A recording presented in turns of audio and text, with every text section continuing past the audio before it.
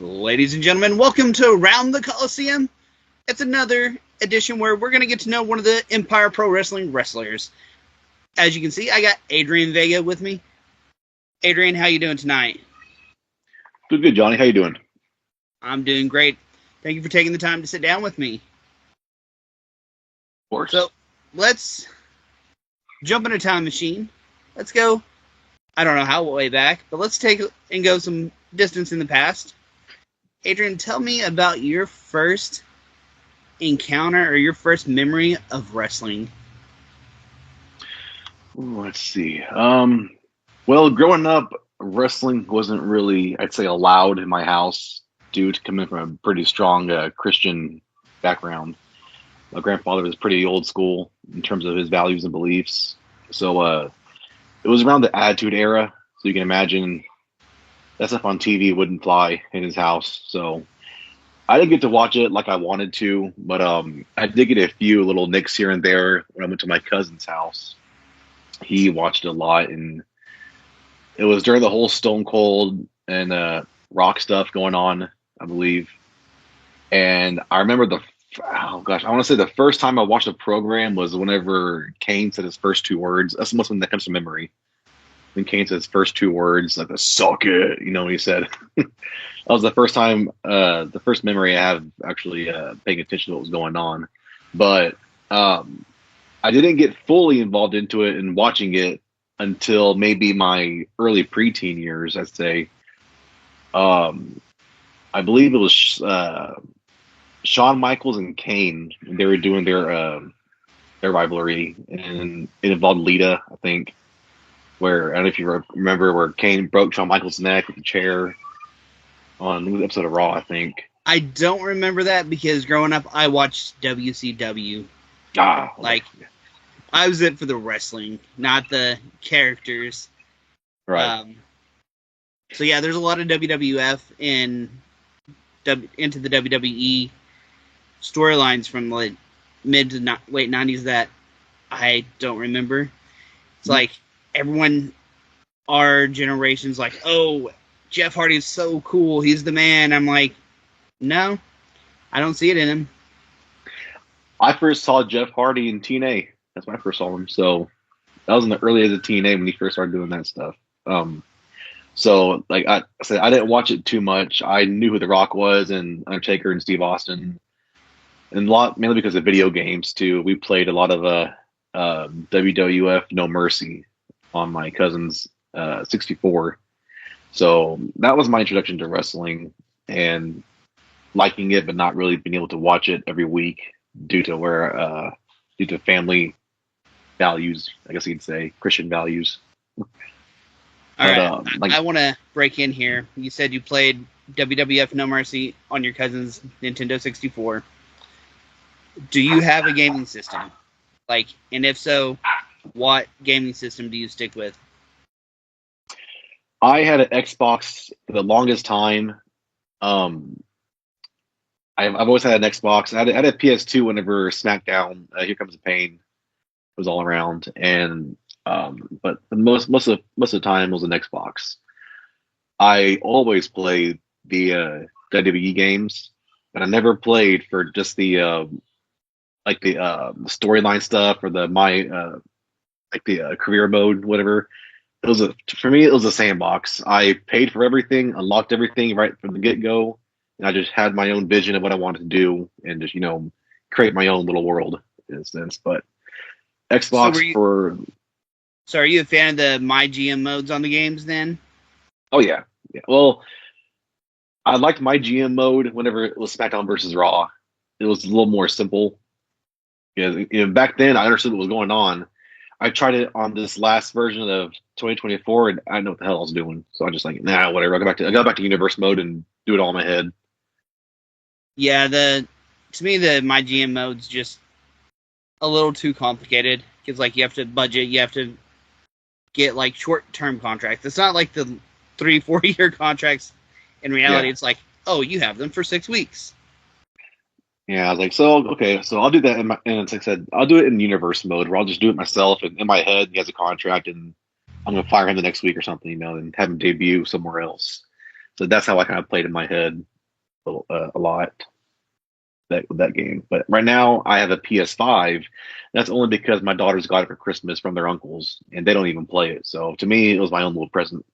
So so after this, I'm gonna go back. I'm going back in there and play. I'm playing a lot of Skyrim right now. That's what I'm playing. That's my get away from the real world game, Skyrim.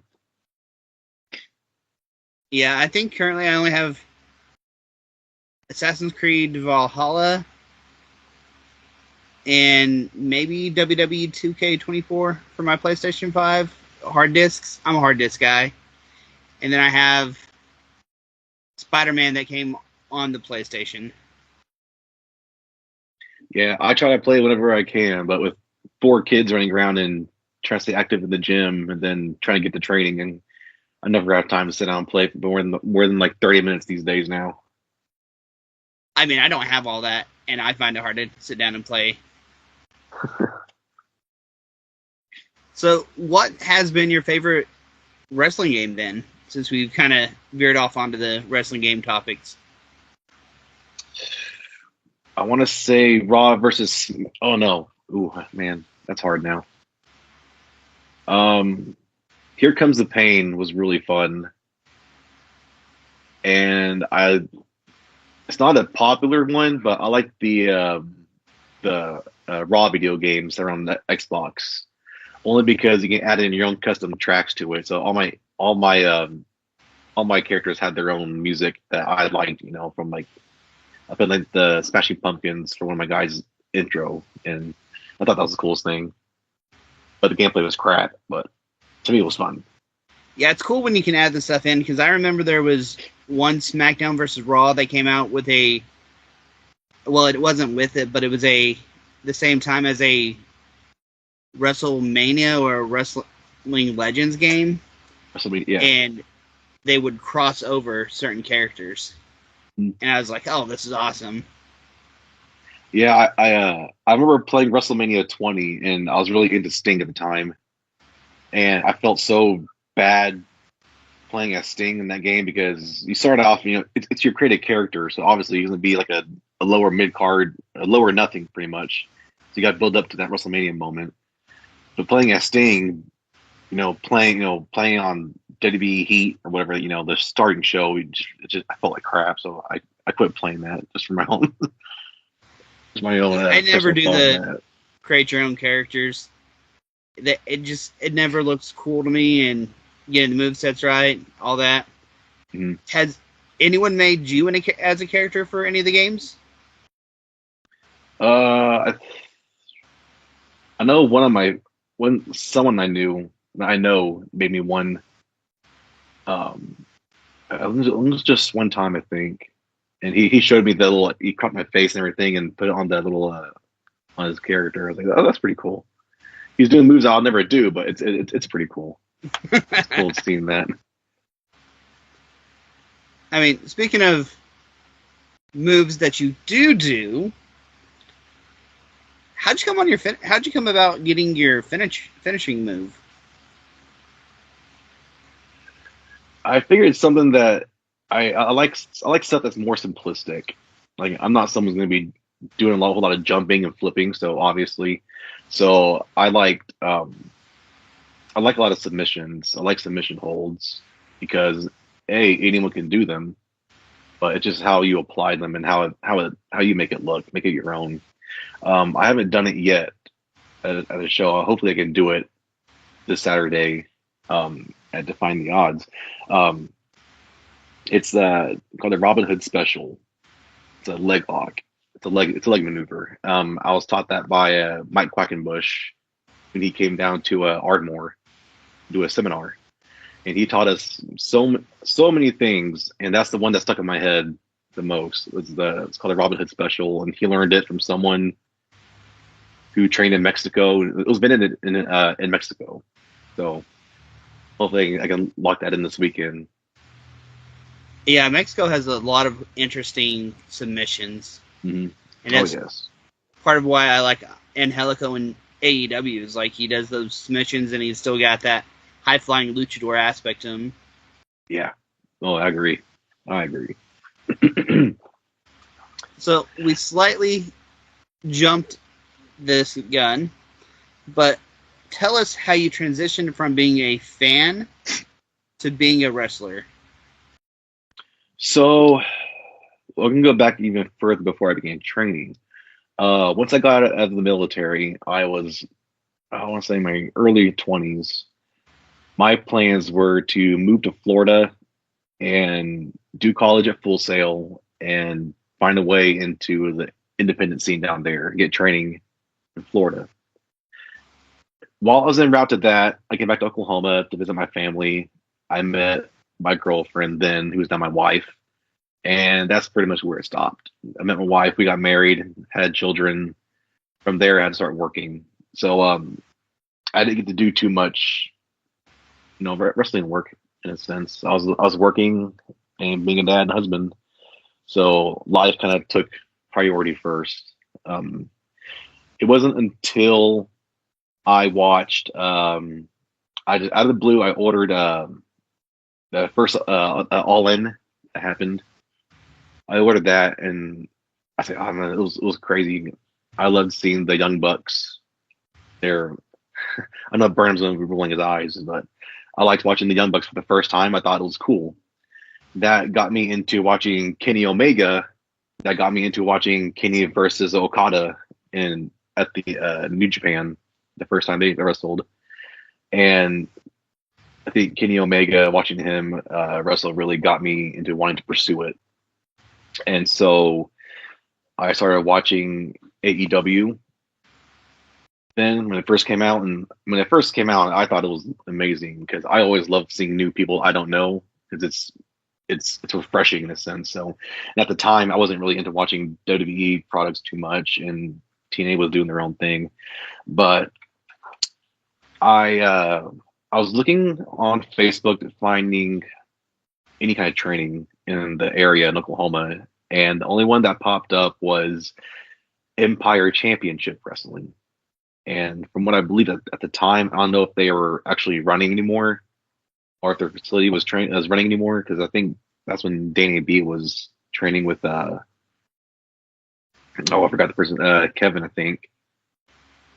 Kevin Sanchez. I think they were doing training out there at some point, but I never got back from the page because I don't know if that page was still active or if I even sent the message. But somehow I found out about NCWO. I was looking in. No, I was in McAllister. I was looking at NCWO, and I went to one of their shows. That's where I met Robbie, or Striker, I guess. I met Striker there, and I met Malachi, and from this, it went from there. I started training with Robbie in McAllister, and it was myself, Dominic Whiteheart, and Leo Fox. And Leo was in the middle of I think he had a knee surgery, so he was in the middle of taking care of that. But it was us three, and then one of Robbie's other sons, and another guy named uh, Darren Bain. He worked at Empire a little bit a couple of years ago, but I think it was around 2000, right at the pandemic. So right at the pandemic is when I started transitioning to actually started wrestling. I told my wife, I was type 2 diabetic, and I was all over the place. I was 280 pounds. I was like, I'm making good money. I got a great wife. I got good kids. Everything's going good for me. But I got very complacent, and I just got too used to doing my daily routine. I'm a cop, but I was doing a detail every day to where about 80% of my day was doing like Brinks work for the tribe I worked for. And so that ate up a lot of my time. And so it made me have a routine where I just always do that, then police work, then come home. And that a few times a year just it got old. It's like, you know what? It's like I'm 29. I got if I'm gonna do it, I gotta do it now. I'm still somewhat young. Otherwise, I'll be 35 and trying out and not have not much time to get anything going because I'm more of a realist. I know that there's an age where you're being looked at, and when you get too old, sometimes it kind of cuts people off from watching you or scouting you, I guess. So I figured, I'll do it. I went, like I said, I did training, I did it, went to a show, started making connections from there.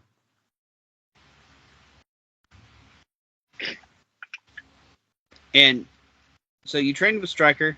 What was your first match like? My first match was with at Empire. It was Scars and Stripes. It was myself and Maddox Jones, and we took on the Rejects LM, Porvis and Elijah. Elijah Sparks, I think. Elijah Sparks, it is. For the tag team, and we won thanks to Maddox because I was getting my butt kicked, but I pulled through to get the hot tag so he can get the win. I was pretty nervous because I have horrible memory. So when they're going over things that they want to do, to me, it's in one ear, out the other ear, and all I get to give out is not looking ridiculous, which I'm sure I did. It's the first match, so it's going to look kind of janky at certain points. But it was pretty fun. My wife was there, my kids were there seeing it. My daughter at the time, she was little, so she was screaming her head off, yelling, and she got really into it. So it was a good feeling. So you said when they want to go over spots, it's like in one ear, out the other. How do you deal with like matches then? Because it seems like you're one to call it in the ring, and I know a lot of guys like to just be like, all right, let's do X, Y, Z, let's hit this. How does that work with you in the ring? So I like to do my best to call it in the ring. That's how. Right now, I'm attending the Texoma Wrestling Academy, and that's what Fuego is really into. He's really likes to call it in the ring because it looks more authentic, and you can't. It's hard to plan whenever you fail a spot. Sometimes it's hard to. Some people aren't able to adjust to that just yet in their careers, like right now. So like for myself, if I were to mess up in the ring, it's not a big deal to me. I mean, it is, but I'm not going to sit here and quiver in the corner and get frozen. I'm just going to improvise to it. So it helps knowing what you can do. It helps knowing what you're able to do. So that way, you're not trying to. If someone's going to call like a Spanish fly on you, you can't do it. Just cut them off and do something else. So calling it in the ring to me is a lot. It's a lot more.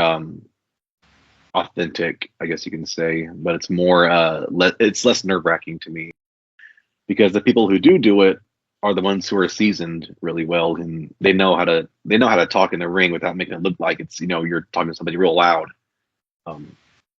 And so for the most part, I let other people call it in the ring, and I just follow suit because people are more seasoned than I am, and they know how to structure a match properly. So I'm pretty good at listening, but not good at remembering. So see, I like when matches are called in the ring because I've lost some of that like kayfabe aspect and that fan aspect to where now I'm like, all right, can I see? Are they calling it in the ring? What are they saying in the ring? I like to try to see that what's going on in the ring stuff because I think that's a cool aspect if you know what you're looking for. And it's not like I'm a little kid anymore. It's not, oh my God, is he going to kick out? Is he not going to kick out? Who's going to win? Because, everyone has their own.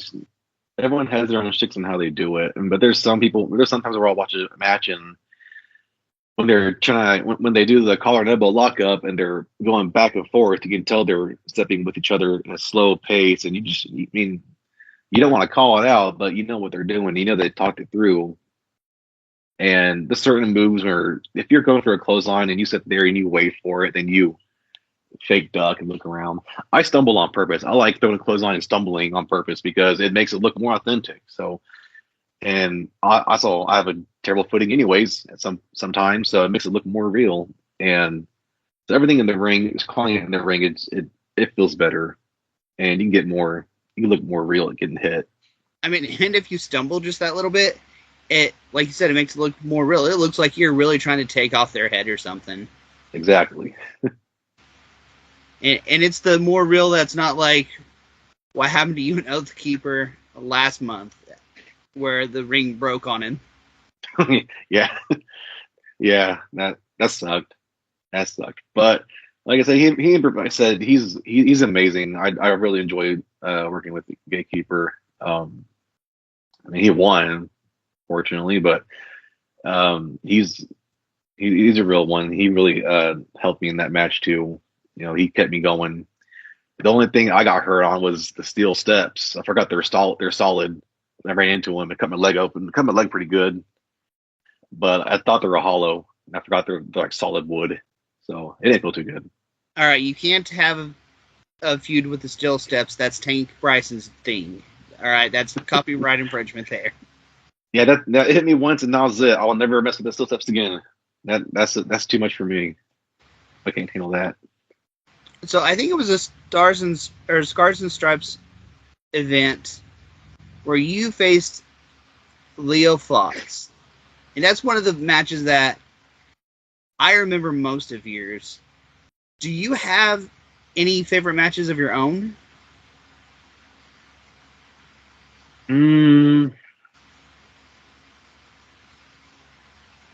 I'd be lying if I say I did.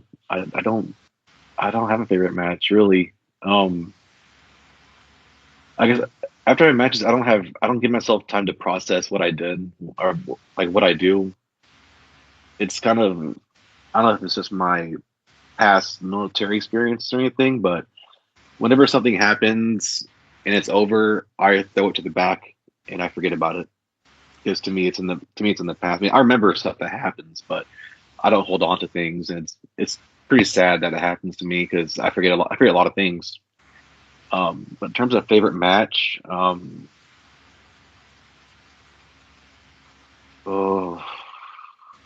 one with Jack Tiles was pretty cool. That was like a surreal moment kind of thing. Um, I got to work Merc one time, and I've always seen him as a good mentor. I did a few road trips with Merc and Walker Stewart, and of course Merc he's been around for a while and he knows a lot, and I like working with him because he'll tell you how it is. He'll sugarcoat it. If it's something you can work on, he'll tell you right then and there. You know, he's not gonna say, "Hey, you did good. See you later." He'll sit you down, tell you what went wrong, what could have done better, what to improve on, and I really appreciate constructive criticism, I guess. So in terms of favorite matches, though, I guess uh, I had one with Drake Gallows for the ITV Championship. I was at the VFW in Oklahoma City, and we went all around the VFW, outside in the bathroom and everything, and it went smoothly because again, he was a vet, and he talked me through it, everything we were doing, and I improvised here, he did some there, and I think that was the most fun I had in the match, and that was I think my first year, I think, or half, I don't recall how long ago it was when I won the ITV Championship for the first time, or only time. I don't recall that either, but I think that was my favorite match. I think it would have been an interesting match to see, see how you did the outside, because I know there was one show I went to where they went outside and wrestled, but really they just kind of like killed some time out back because you couldn't get out back, and then they hit the wall a couple of times. Yeah, we hit the wall. Dude, we went to the dumpster, and I choked him with the handle and everything, and then I punched him a few times, and he hit me with some stuff. We went to the back, and he hit me with the crutch, and that stung a little bit, but it was funny. Then we got to the bathroom. He threw hot water in my face. I screamed. It was burnt. So it was all a bunch of everywhere, and we went to the bar and took someone's drink, had a drink, and continue on to the match. It was really fun. Drake's a really fun guy. So, what's the worst weapon you've taken? Like thumbtacks, crutch, ladder, chair, anything in that realm. I actually hate weapons. I hate them. I don't do chair. I hate chairs. I hate all that stuff, really. Um, I think the worst thing I did though was actually with Brawler Morrison. He had this this wire, like a small little blades of wire, and he, I don't know if you can see it, probably not. Somewhere on his big old forehead of mine is a scar up here somewhere where he cut me open. It was at the outside Empire show. I was a All American champion at the time. I don't know if you recall that one. I think it was at like that biker bar we did shows at in Oklahoma City. That's the only time I ever had a weapon, I guess, used on me besides the crutch that Drake did. So I mean, I've been kind of fortunate to keep my body, not too beat up. Those kind of matches. So, give us a list of some of the championships you've won since you've mentioned being All American champion. I think you said your first match you were a tag team champion. You got your ITV championship. Is there any others you've had in other promotions? This promotion? No, I've held the ITV championship, All American title twice, the CAPW tag team championships for like a brief moment. That was, yeah. Let's not get started on that. But that's about it. There was a time where I was supposed to win the Nepal tag team championships, Nepal, and I'm glad I didn't. But that's a fun little story. I was going to a seminar in Kansas for Tommy Dreamer, and on my way there, I got a guy named Sumate hit me up, and I worked for him in Arizona before for the Native American Wrestling, Native Ways and Entertainment. Sorry, and he hit me up saying, "Hey, if you're available for a tag team that weekend, let him know." I was like, "Yeah, I'm available. I'll come." So it was going to be from Kansas on a Saturday to working, I think it was Sunday in Arizona. So during the seminar, it was over. After the show, I think it was WXX or WWX, excuse me, in Kansas. I talked to Suma because he was there too. Like, all right, man. So what we doing at the in Arizona? He said, "Well, we're gonna tag team. We're gonna win the Nepal tag team championships." I'm like, Nepal, like the across the sea. He's like, "Yeah, we'll win the titles, and then like, okay, and then what? Then we're gonna go on tour. We're gonna go to Japan, and we're gonna defend them." And of course, me not knowing this stuff, me being the green horn that I am, I should have asked questions in the first place on what I was doing. To me at the time, I saw a booking, so I took it. I thought that was going to be it. I didn't dig into it at all, so I dug myself into a little hole. I was like, well, I don't have my passport, and I just can't leave next week for Japan for 3 months and tour, the Pacific area down there. Because I think he went to like a couple other countries in that little area, the little zone, but Japan was the main one. I was like, man, I can't do that. I don't know. So I'll go there and I'll work the match, but you can keep the belts, you know. And he's like, all right, dude, that's fine with me. Thankfully, he was late. He had a show in Texas the night before. I missed my days up. Friday was the Kansas. Saturday was travel for me, and then Sunday was a show in Arizona. That's what it was, because he had a show in Texas that Saturday, and he missed the call by like 10 minutes. So I had a different match, thank goodness, and that was for a I forgot what that promotion was called, but they were like affiliated with CMLL. So a bunch of like luchadors from CMLL were there, and me being a brown guy with the last name Villarreal, you figured I'd fit in, but I don't speak a lick of Spanish. And so when I see guys, luchadors over there, speaking of Spanish, high five each other, I'm all just in the corner like a little white boy saying, "Hey, how are you?" And that was so it was pretty funny. that happened. But he came and he was all upset because he missed a spot. So he wanted his belts during the intermission, and I went home. So I could have won the Talk about belts. standing out. There's a promotion down in Texas. I went to it last month, I think it is, and I'm going to it again this month. Mhm. And like all the advertisement is in Spanish. That's how this one was. Announcement stuff is in Spanish. And I'm this white boy. Like, I'm not the only white guy that was at the last show, but all the white guys showed up to watch Marty Scurll. This next time, they're going to have Ultimo Dragon there. So this white guy's going to show up to watch Ultimo Dragon.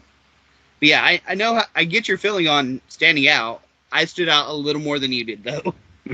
Yeah, it's good whenever you're just a quiet person, so no one talks to you anyway. So I felt okay, and I said that was the first night I got to meet Akamura.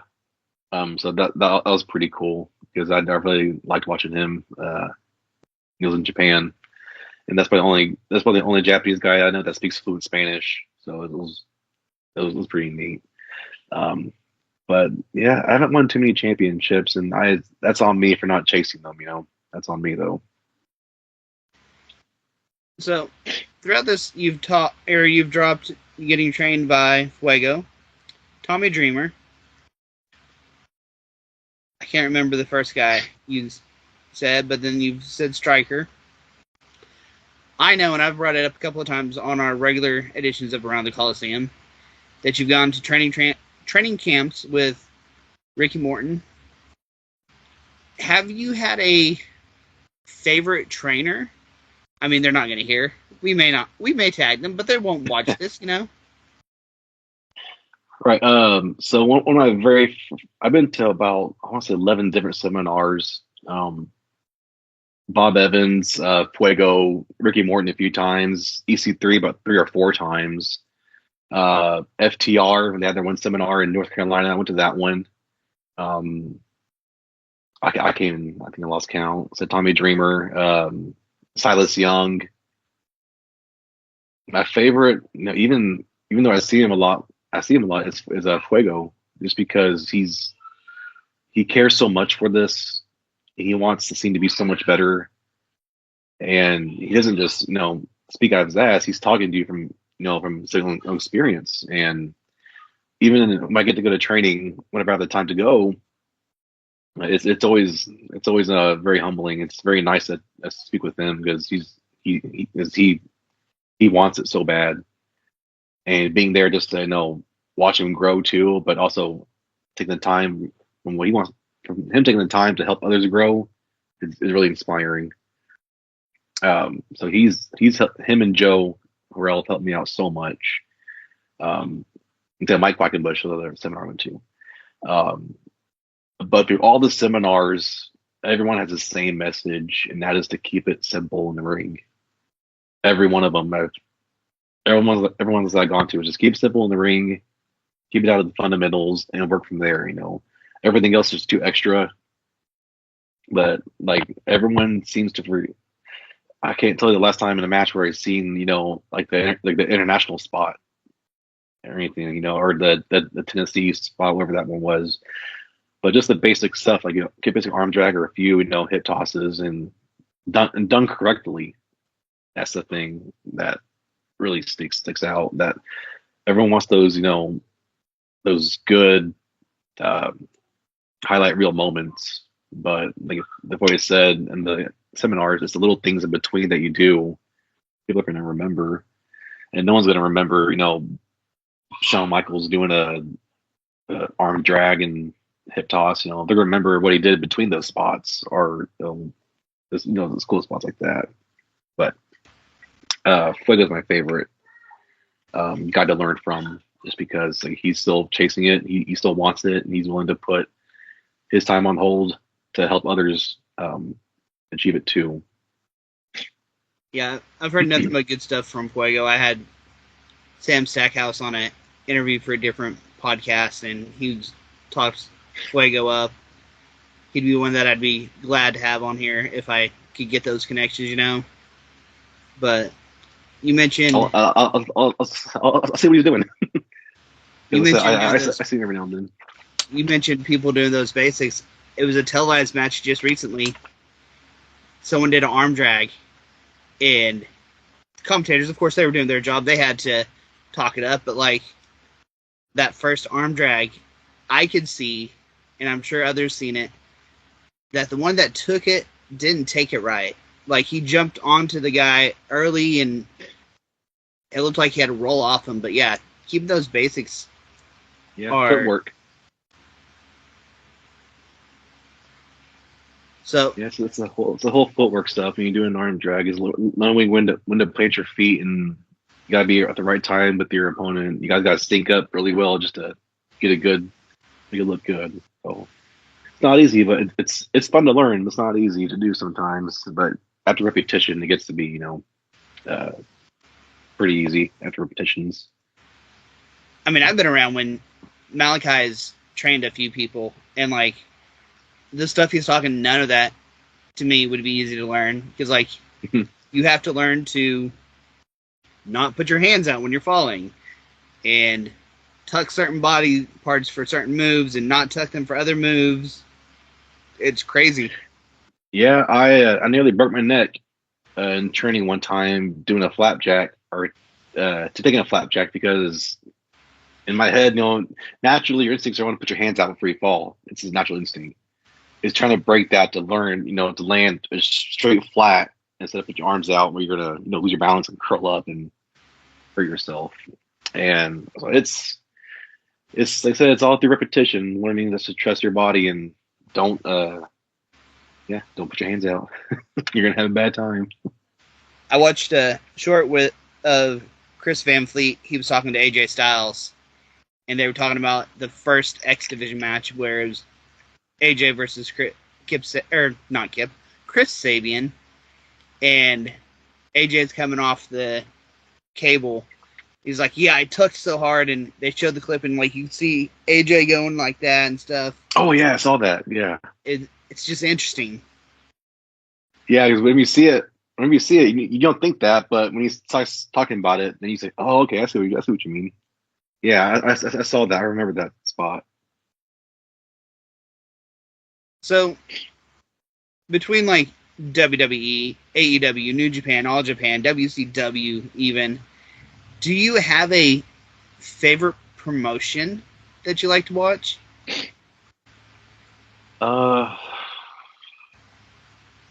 it's more convenient for me to watch WWE now because it's on Netflix, and occasionally, like I said, Wednesdays are my days off. Wednesdays are my Fridays.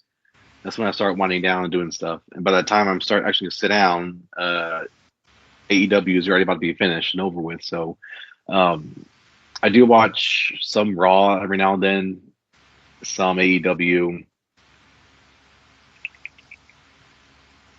Other than that, I watched some MLW because I was at one of their shows not too long ago. So I try to keep up with what's going on over there and try to keep up with TNA as much as I can. I mean, there's so much wrestling; it's hard to keep up with all of it. Yeah, it's like a third job. So I know I'm like 6 episodes behind on both SmackDown and Raw. I'm like 4 episodes behind on Dynamite, 3 behind on Collision. It's just there's just so much, Yeah, it's hard to sit down and watch a full 3 hours or 2 hours, of your evening. It's hard for me because I got 4 kids running around, so and trying to make sure the house is, helping my wife out as much as I can. So to sit down for 3 consecutive hours, it's kind of hard to do, especially because my kids take over the TV all day, every day. So what I get like little highlights on YouTube and stuff, and I watch those. Really, some old matches on YouTube. So let's start winding down here. Obviously, as a wrestler, your goal is going to be world championship titles. But what's some of your goals, like to attend trainings or have matches in certain promotions or against certain wrestlers? Well, you mentioned the first one, world championships. I had a brief moment where I wasn't believing myself what I could do. I took a minor step back to readjust what I wanted to do in this business. And then something just clicked where I was like, you know what? Let's just go for it. Let's just, I can't not take bookings. I can't not get out there because I gotta perform. I gotta get the ball going. Coming back to Empire really ignited that little fire in me. So my eyes are on the Empire heavyweight belt. And it's going to be a long process, and I'm a very patient man, so it's going to be fun chasing that. I'd like to break out more in the Tennessee area because that's where I spent most of my training seminars, I guess you can say, was in up there in School of Morton with that promotion, SOM. But just breaking out in the Tennessee area has always been one of my things. Really trying to get better in my fitness and in my work so I can start looking up even higher. And my end goal was NWA. It still is NWA. That's my end goal, to get there, mainly because the rich history it has and it's just a nostalgia of wrestling. To me, the NWA is, some people it's WWE. To me, it's NWA. I enjoy the history that it has, and to put my name in that history, it mean everything to me. In terms of opponents, anyone. I'm not picky at all because it's all a learning experience for me. I'd like to go back again with Leo Fox again. That'd be fun.